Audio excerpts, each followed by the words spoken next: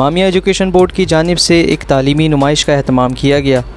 तफसीलात के मुताबिक ISO जाफ़र तैयार यूनिट के शोबा तालीम इमामिया एजुकेशन बोर्ड और बोर्ड की जानिब से इंटर पास तलबा के लिए तालीमी नुमाइश का अहतमाम किया गया। नुमाइश का अहतमाम 5 स्टार लॉन नज़द गाजी चौक जाफ़र तैयार सोसाइटी में इतवार के रोज़ किया गया। नुमाइश जामा कराची में एडमिशन की मालूमात फ़राहम करने के लिए लगाई गई थी। इस नुमाइश में जामा कराची के मुख्तलिफ़ शोबाजात के फ़ैकल्टी वाइज स्टॉल लगाए गए थे, जहाँ पर हर शोबे से मुंसलिक जामा कराची के तालिबे इल्म नुमाइश में आने वाले तलबा को शोबाजात और एडमिशन पॉलिसी के हवाले से आगाही फराहम कर रहे थे।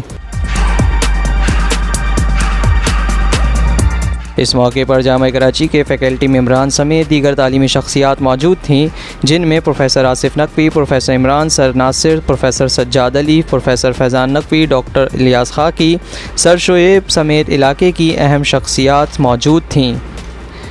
तालीमी नुमाइश में हल्के के मेंबर पार्लियामेंट सलीम बलोच ने भी खुसूसी शिरकत की।